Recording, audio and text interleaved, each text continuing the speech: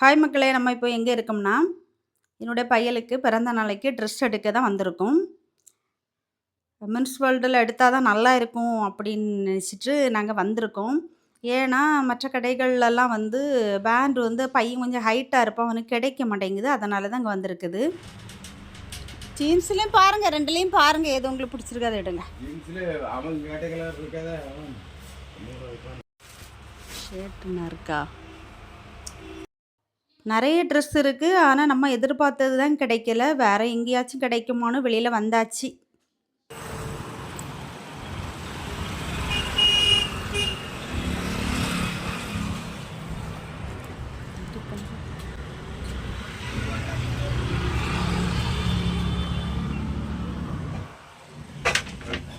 $32 black colour pant. வந்தவன இந்த கிழிச்சதை தான் தூக்கும். நான் இப்போ அதெல்லாம் எடுக்கிறத நிறுத்திட்டேன். பார்த்துருக்குறீங்களா? என்ன மாடல்டா? ரொம்ப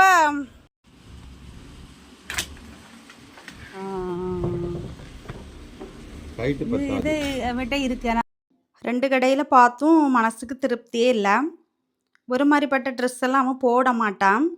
முன்னமா கொஞ்சம் கிழிஞ்சது அப்படி இப்படின்லாம் மாடல் பார்த்து எடுப்பான். இப்போ அப்படியெல்லாம் எடுக்கிறதில்ல. பையன் கொஞ்சம் வளர்ந்ததுனாலே என்னமோ கொஞ்சம் மெச்சூரிட்டி வந்திருக்கு. டீசெண்டாக ட்ரெஸ் பண்ணணும்னு நினைப்பான். அவன் கேட்டது வந்து ஒயிட்டில் சின்னதாக பொடிசா பூவெல்லாம் இருக்கிற மாதிரி வேணுமா அப்படின்னு கேட்டான். நாங்கள் பார்த்த 2 கடையிலும் இல்லை. 3வது கடையில் ஆனால் அந்த மாதிரி இருந்துச்சு. ஆனால் அது காட்டனில் இல்லை, லைக்ராயில் இருந்து. அதனால எனக்கு காட்டனில் தான் வேணும்னு சொல்லிட்டு ஒரு 2, 3 ஃபோட்டோஸ்லாம் எடுத்து அனுப்பணும். கடைசியாக இதான் செலெக்ஷன் பண்ணியிருக்கான். ஓகே, வந்த இடத்துல இவங்க அப்பாவோட அலப்பறை பாருங்க.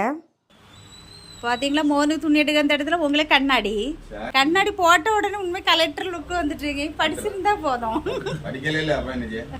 அதுக்கு ஒன்றும் பண்ண முடியாது. கண்ணாடி வேணுமா? அது இந்த கலர் இல்லையா? அப்படி வசமாக ஆட்டையை போட்டுடலான்னு பார்க்குறீங்க. ஆனால் அது எவ்வளோ ரூபாண்ணா? பிடிச்சிருக்குல்ல, எடுங்க. குறைப்பாவ நம்ம இந்த துணி எடுக்க முடியல. குறைப்பாவ என்ன அந்த அண்ணன் கண்ணாடி கலர் கலரா வாங்கிருக்கு.